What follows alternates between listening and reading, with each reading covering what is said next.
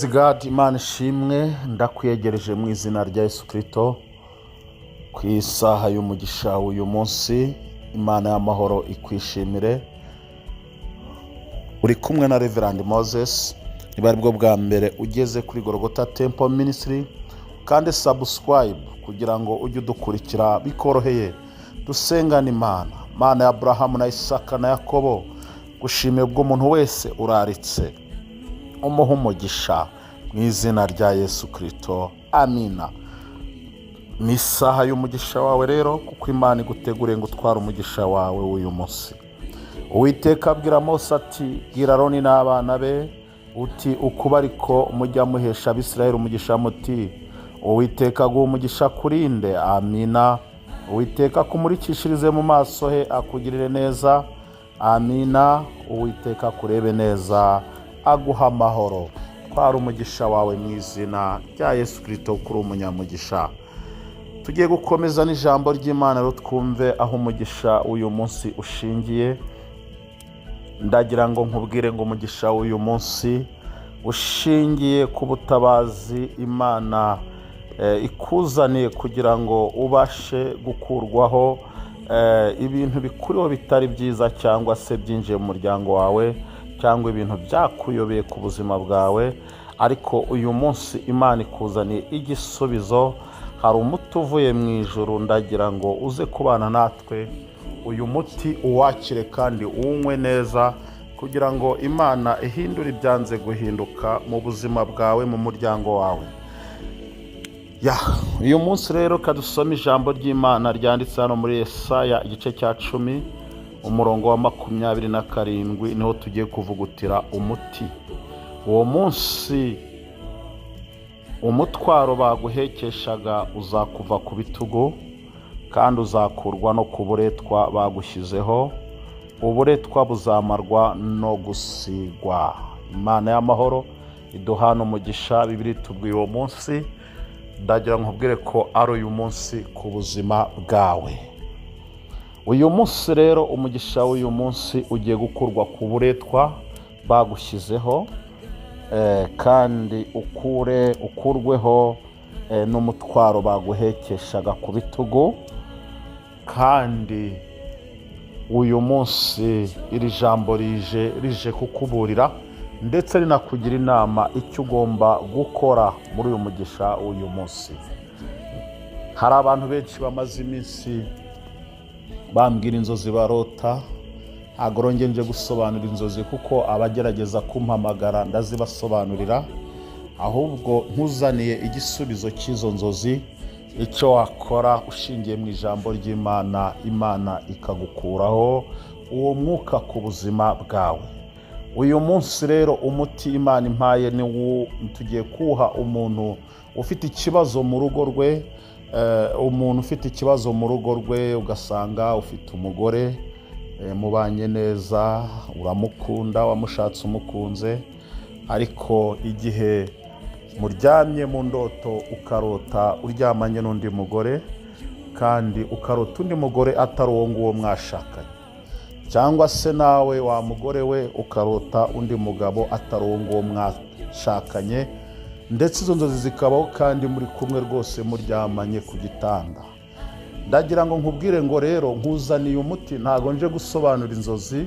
Umugisha w'uyu munsi nkuzaniye umuti.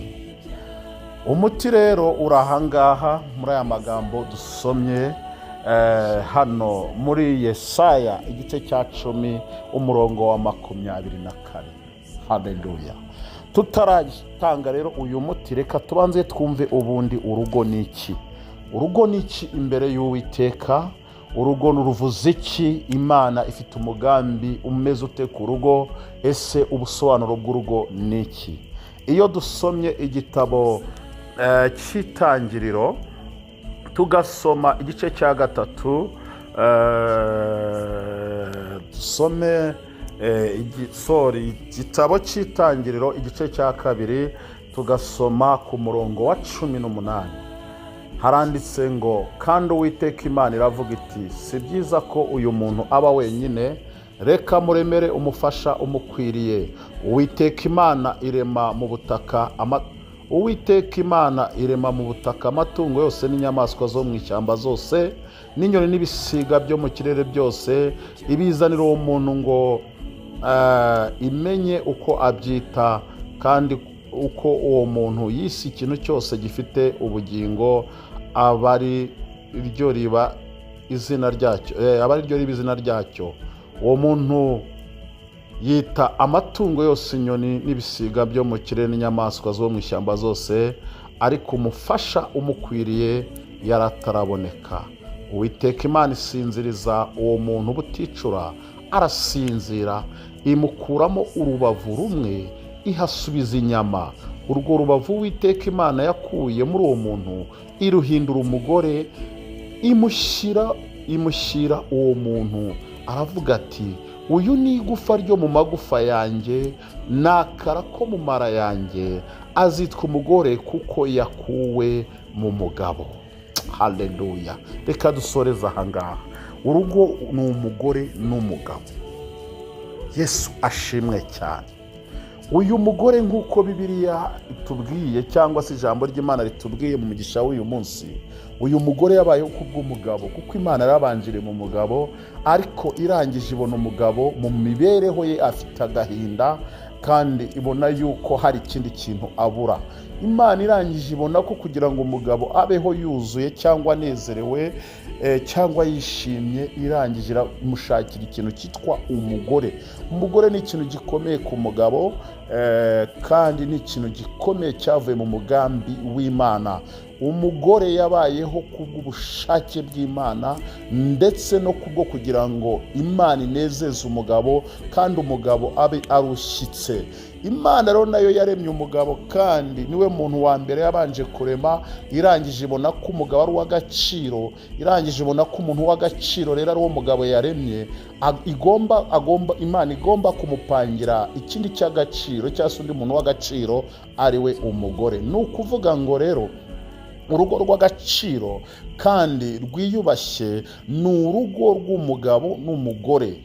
Ni ngombwa ko rero urwo rwo kugira ngo rugire agaciro nk'ako Imana ishaka, cyangwa rubashe kunezeza Imana, cyangwa se urwo rugo rubashe kuzamura icyubahiro cy'Imana, cyangwa se urwo rugo rubashe kuramya Imana, cyangwa se urwo rugo rubashe guhimbaza Imana, ni uko ubwarwo rugomba kuba rufite agaciro Imana yaruremanye, cyangwa se rugomba kuba rwubatse rwuzuye nk'uko Imana yagambiriye kubaka urugo. Haleluya. Kugira ngo umugabo abe yuzuye, aba ari umugabo ushimisha Imana, cyangwa umugore ari umugore ushimisha Imana, nuko abo bantu bombi mu rugo bigomba kuba bimeze neza.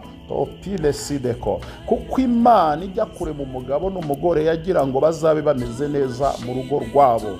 Nje kuguha umuti rero, ntago nje kugira gute kugusobanurira inzozi mbisubiremo, ariko abantu benshi bamaze iminsi bazimbaza, kandi benshi birabagoye kuko si byiza. Igihe cyose rero urwo rugo rw'agaciro, kuko Imana yaremanye agaciro, nshatse kuvuga ngo igihe cyose umugabo n'umugore bafite agaciro kanezeza Imana, nuko mu rugo rwabo bizaba bigenda neza, umwuka w'Imana rurimo, bafitanye ituze n'umunezero.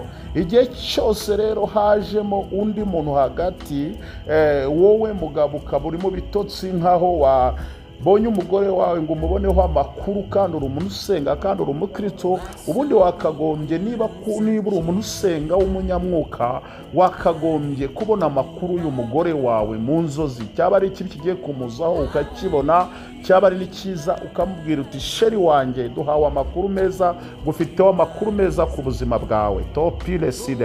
Niba uri umugore w'umunyamwuka, wakagombye kugira amakuru y'urugo rwawe, ukagira amakuru y'urugo rwawe ku mugore wawe, ku mugabo ukamubwira uti, sheri wanjye ngufiteho amakuru meza, Imana y'Isiraheli impayeho amakuru ku buzima bwawe. Ngurwo urugo Imana yaremye, ngurwo urugo runezeza Imana, kuko ayo makuru mwese muba muhawe, Imana ishobora kuyatanga y'urugo rwanyu, cyangwa y'iterambere, cyangwa kuri mugenzi wawe, ariko ayo makuru mwese kuko iyo muyahawe n'Imana iyo ari mabi mugira uburyo musenga icyo kintu cy'umuhawe kigakurwaho. Niba kandi muhawe amakuru meza murusha uko nabwo mubisengera kugira ngo ya makuru meza asohore. Topile sideko. Imana idufashe cyane. Nguwo umugambi w'Imana. Imana yari ifite rero irema urugo. Igihe rero watangiye kubona urota ukabona mu nzozi zawe hajemo undi mugabo kandi ufite umugore kandi ufite umugabo wawe muri kumwe, ukabona mu nzozi zawe hajemo umugore kandi ufite umugore, jya umenya ngo inzoka yinjiye, umwanzi Satani yageze mu rugo rwanyu, umenye ngo karabaye rurimo intambara. Ni iki wakora rero? Reka tuba aricyo tugeraho. Turasubira handi muri Yesaya 10:27. Bibiliya iratubwiye ngo umutwaro baguhekeshaga ngo uzakuva ku bitugu, ngo kandi ngo urakurwa no kuburetwa, ngo kandi ngo uburetwa burakurwaho no gusigwa. Nshuti yanjye, nubona bimeze gutyo umenye ngo igihe cyose uramya Imana urugo rutameze neza rwose ntago waramya kabiri. Nshuti yanjye, kubera ko urugo rwagambiriwe n'Imana, rushyirwaho n'Imana kugira ngo umuntu ashyike, kandi gushyika kwe binezeza Imana. Igihe cyose rero mu rugo inzoka yinjiye, nta nubwo mubasha kunezeza Imana, muba mubeshyana, kubera ko umwuka uri muri urwo rugo ntago. Bibiliya nunasoma urasoma kino gice ukagikomeza, hari aho usanga aho Bibiliya ivuga ko urugo ari ijuru ritoya. Topile sideko. Ijuru rero ni ahantu tuzanezerwa tukagubwa neza tugahora turamya Imana. Wakagombye ko rero no mu rugo rwawe uhora namwe umunezero, ndetse mugahora muramya Imana, urugo rwanyu rukaba icyubahiro cy'Imana. Ngurwo urugo ubundi rw'abantu bizeye Imana, basenga Imana, nuko rwakagombye kumera. Nshuti yanjye, ndagira nkubwire ngo rero we warutakaje cyangwa warubuze ukabona bimeze gutyo, hari uburetwa buri inyuma byihishe inyuma, hari imitwaro bari guhekesha urugo rwanyu biri inyuma, hari izindi mbaraga. Nkubwire ngo izi mbaraga zaturuka henshi, zaturuka mu banyamashyari, zaturuka muri karande, zaturuka mu nkomoko z'iwanyu, zaturuka mu buryo bwinshi bw'abanyamashyari n'ibindi nk'ibyo ngibyo byose. Ariko umenye ngo ikibyihishe inyuma kizana urwo buretwa mu rugo rwawe, kizana iyo mitwaro itameze neza mu rugo rwawe, ni ya myuka ya Satani, ni ya myuka y'inzoka. Satani agereranywa n'inzoka. Topile sideko. Igihe rero uzabona bimeze gutyo, ntuzagira ngo ni ikintu cyoroshye, ahubwo uzamenye ko urwa rugo Imana yaremye, bwa cya gaciro Imana yahaye uwo mugabo, wa mugabo we, ka gaciro Imana yaguhaye wa mugore we, wa munezero wawe nawe wa mugabo we, mwakagombye kugira mu rugo rwanyu rukaba ijuru ritoya. Mumenye ngo uburetwa bwinjiyemo, mumenye yuko imitwaro hari uri kubyisha inyuma, ariko bahekerekamo imitwaro, arimo arabikoreza imitwaro mugomba kwikorera ndetse baremereye mutazanashobora. Arimo arabashyiramo uburetwa ni ukuba mu mirimo utakagombye gukora, ni ukuba mu buzima utakagombye kubamo. Ujye umenya ngo rero birakomeye, ntabwo byoroshye, ntabwo ari inzozi zo kurota ngo urekeraho, ahubwo ni inzozi zikenewe gukurwaho no gusigwa. Mumenye ngo urugo rwanyu icyo kintu kizavamo, uwo munezero w'agaciro kanyu kazakurwamo no gusigwa. Topile sideko. Basigwa iki? Ni amavuta asigwa, ni isengesho ryo gusigwa. Ninde uzagusiga? Ni umutambyi wabiherewe uburenganzira, ni uwasutsweho amavuta. Nshuti yanjye, nukomeza ijambo ry'Imana uzasanga ni umutambyi ugomba gusiga urugo rwanyu. Mukeneye gusigwa rero, mugasigwa amavuta, urugo rwanyu rugasigwa amavuta, Imana ikabakuraho ubwo buretwa. Ndagira nkubwire ngo niba ukinyumva rero, izo nzozi zijya zikubaho ukaba warazirose, ukaba waracecetse, umenye ngo ucecekeye ku buretwa kandi ucecekeye ku mitwaro, kandi imitwaro iragenda ikura. Yes, kandi n'uburetwa buragenda bwaguka. Umunsi umwe uzisanga byarangiye, ibyaro urugo byahindutse amarira. Nshuti yanjye, ni umugisha w'umunsi nje kuguhesha. nje kuguhesha umugisha w'uyu munsi. Umwuka w'Imana yanyemeje guhagarara kuri iki kintu. Reka nkubwire inshuti yanjye, haguruka ukurweho uburetwa. Shaka uburyo wasigwa amavuta, shaka uburyo ijuru ryagusiga amavuta. Inshuti yanjye, Imana y'amahoro iduhane umugisha. Rera amaso ijuru ritoya, kuko igihe udafite iri juru ritoya ntago n'irindi ubasha kuzaribona, kuko iri juru ritoya ari rwo rugo n'iry'Imana itangiramo kugira gute gusambura icyubahiro cy'Imana. Aya makuru arareba inshuti yanjye, arareba abubatse urugo. Niba utafite urugo bwowe harandi nawe bitewe n'uko watwandikira cyangwa se ukatubwira inzozi waba urota, nawe twakuzanira umuti dushingiye mu ijambo ry'Imana. Ni umugisha w'uyu munsi. Hesheje umugisha abafite ingo. Imana y'amahoro ibahe kumva ndetse no kumvira, kugira ngo turi mu isi tugubwe neza, kuko muri Yesu birashoboka, kandi na nyuma y'isi dufite ubugingo buhoraho. Wari uri kumwe na Reverend Moses. Imana duhana umugisha. I love you so much. Niba ugeze kuri Golgotha Temple Ministry, ntukahabure, kuko uzahahura n'ijambo ry'Imana, uzahura n'ubwiza bw'Imana. Amavuta dukoreramo ni deliverance. Iri jambo ry'Imana ndabizi neza yuko umugisha w'uyu munsi ugiye kuguha imbaraga zo kugira ngo urugo rwawe rwakire kubohoka mu izina rya Yesu Kristo. Heavenly Father, in the mighty name of Jesus, ndasenge umuntu wese unyumvishije umuha umugisha, kandi uhindura ibyanze guhinduka mu izina rya Yesu Kristo, kandi umuhe kumva no kumvira, kugira ngo abashe kubona amashimwe mu izina rya Yesu Kristo. Amen. Bye bye. Bye bye.